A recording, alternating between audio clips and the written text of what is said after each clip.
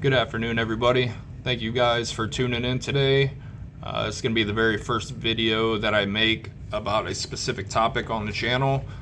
Before we get started, if you haven't already, please subscribe, like, and share my channel. I just want to try and reach as many people possible and teach them some CWI fundamentals and about the oil and gas construction field. I have personally been in the oil and gas industry for about 5 years now. I've only worked for one company in the oil field, and I definitely don't think I'm going to go anywhere anytime soon. So definitely enjoy what I do, and I hope everybody has an opportunity to learn a little bit, not only about what I do, but what goes on behind the scenes of the oil field. For the ones that tuned in on last Sunday and seen my introduction video, and then on Tuesday I put a short out discussing the topic I'm going to do today, and to me it's probably the most important topic you can talk about as a CWI, and that's documentation and traceability. When I was learning to become a CWI, I learned a lot of key words like shall and should. Shall is basically a definitive word, like you must do that when something says you shall do it. So in my opinion, you shall have integrity, you shall do your job properly, and you shall not take any shortcuts when it comes to this job, because it can lead to injuries or possibly a fatality. So I try to have integrity and do my job honestly, and if I don't know something, don't be scared to ask questions. There's definitely a lot to learn when it comes to this job. So let me go ahead and dive into it. As some of you may know, it's a very strict code of conduct to follow. Keep in mind, like I said before, once you become a CWI, you can be held liable for anything you overlook and injuries that occur, or if you're falsifying documents. So you definitely need to make sure you're doing your job correctly and storing the proper information to cover your own ass. And if you have any questions, just make sure you ask, because there's definitely a lot that goes into being a CWI. A lot of people think it's just looking at welds and saying if they're good or not, but there's a lot more to it that I didn't even realize until I got into the position that I'm in. So when you get hired as a CWI and you get out to the job site or shop or whatever you're working in, it can kind of be intimidating walking into the unknown and feeling like you're kind of being thrown to the wolves. But I assure you, it gets easier with experience. And if you work for a good company like I do, you will definitely have some mentors kind of guiding you.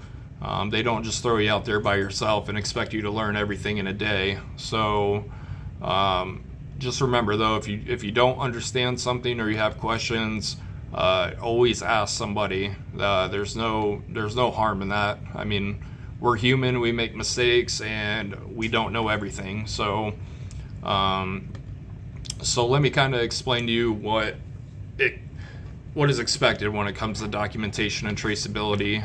Each company has a set of guidelines on what your duties and priorities are when it comes to documentation. Some of the previous companies I've worked for in the past had a very relaxed documentation system. You basically write somebody's weld stencil on some paperwork, and then basically that's it. They don't really have a quality assurance or quality control program. Kind of find that a lot in the manufacturing industry, where you just want to try to produce as many parts as possible, and if something isn't correct, it comes back to the shop, you fix it real quick, and then out the door it goes. But that can definitely cost the company a lot of money and a lot of time on rework. So I think having a good quality assurance and a quality control program will definitely help in the long run when it comes to situations like that. Most reputable companies that I've worked for actually have a QA QC department, and I feel like that's the proper way to keep track of everything. You kind of get another set of eyes on things. You don't let a quality issue get to the point where it's costing you a ton of money to fix everything. You kind of nip it in the bud real quick and kind of get everybody on board and kind of find out what the issue is, and so on and so forth. One of the big things we do here, not only do we keep track of which welder builds or manufactures something, we also keep track of material numbers, heat numbers, basically any documentation that's involved in the metal being used, the welder qualification record, PQRs, WPSs, stuff like that. So it can be a pretty stringent code to follow. All the pieces of the puzzle have to come together, because if you leave one out, then the whole process really doesn't work. So the company that I work for, like I said in my first video, is based out of Alaska. It's a pretty reputable company. Been with them about 3.5 years now, kind of off and on. I took a little bit of a break in 2021 when the oil industry kind of went into the ground, but came back in October of 2023, and I got into a CWI position back in October. So this is my second 4-week hitch here. Might be a little shorter because we're going to be going home for the holiday, so excited for that. But let me kind of get more into welding code and documentation, stuff like that. Several welding codes that dictate proper procedure and handling of documents. The B31.3 is a code we work with pretty much every day. It's an ASME code, the American Standard for Mechanical Engineering. It's the code for process piping, and it dictates guidelines on retaining examination procedures and examination personnel qualifications. Those records need to be kept for a minimum of 5 years, but in my opinion, I think you should keep all records for the entirety of the company. You definitely I wouldn't delete anything or throw it away or anything like that. But some companies do. Some companies keep it the minimum amount of time and then get rid of it. I always feel like more documents you have, the better. In case something were to happen, you can always look back on it and find out, what could have happened, who built it, who inspected it, so on and so forth. The one thing B31.3 does not call out, though, is specifics for maintaining film and other NDE or leak test records. ASME does not dictate length of time, but certain jurisdictions could call out length of time documents need to be kept. It also helps eliminate the possibility of being held liable for an accident and the possibility of being sued or imprisoned for making false reports or turning a blind eye to poor quality. Personally, to me, if you're employed as a CWI and you do not follow the proper guidelines implemented, that basically shows me that you don't really care about your job. You just care about the title, and just think that just because you're a CWI, what you says goes and stuff like that. And that's just not the case when it comes to documentation. You could absolutely ruin a company and your career by not having integrity and doing your job correctly and honestly. Each welding code, which I will discuss in future videos, like I said, I'm going to do one video a week. Gonna kind of figure out which one I want to do for next Sunday, but there's going to be a lot of videos about welding code when it comes to a CWI. Each welding code does have a different standard on keeping paperwork and documentation.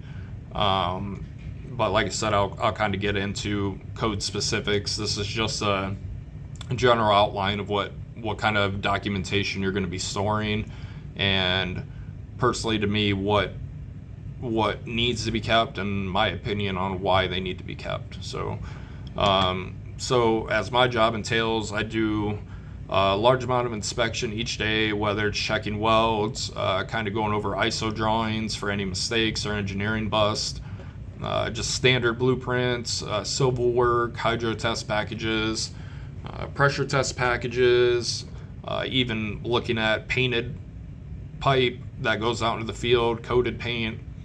I also go over to the structural welding shop and inspect their work. Structural welding still is very important. It's kind of the foundation for the pipe work that needs to be done. So if there's any structural welding weldments that are out there holding up pipe and they're just not done correctly, or poor quality was overworked and they failed, it could definitely cause a major catastrophic issue. One thing you always want to make sure too when you're inspecting something is to make sure you have the most up-to-date revision of the blueprint or ISO. You need to make sure there's no RFIs, which is a request for information, that if something isn't working correctly on the original print, they do a revision on it, kind of find a solution quickly and try to get that part or piece manufactured. You just want to just make sure you have the most up-to-date drawing or ISO. It's one of the big things, because if you don't and things are getting built, you're either going to be very confused on why they're being built a certain way, or you're going to overlook something. So the documentation system that our company uses can be a little difficult to learn, but I feel it's one of the best ways to store our data and all the information. It's only a couple clicks away on a computer, so it's definitely pretty easy to find when you need to. Documenting emails too is a big thing. Most of our emails are obviously job specific, and I receive multiple emails a day about the work being performed in the shop or in the field, and usually have the supporting documentation is usually involved. When I go out to the shop or to the field, when an ISO drawing is finished, like a certain section of pipe that's being manufactured or whatever, I come back in, I log it into the computer. We have a couple different systems that we keep track of stuff. We have a weld tracker. We use another program that has the ISO drawing in it, and we bubble map it, basically laying out which weld goes where and who welded it, the date, and so on and so forth. We also keep not only the welder identification number, but we keep heat numbers, we call them R numbers, which is provided by the mill that produced the material.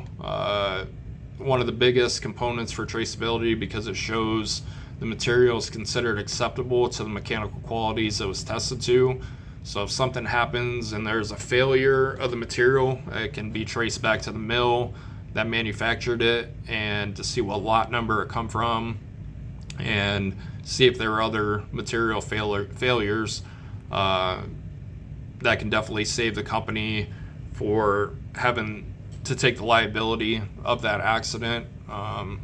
Definitely a lot of, like I said, a lot of parts of the puzzle that kind of go together to make everything work.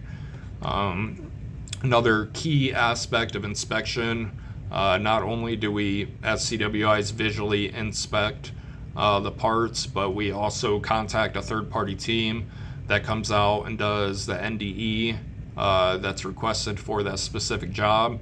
You have X-ray, ultrasound testing, magnetic particle testing, penetrant dye testing. They do hardness testing of material, especially if it's post-weld heat treated.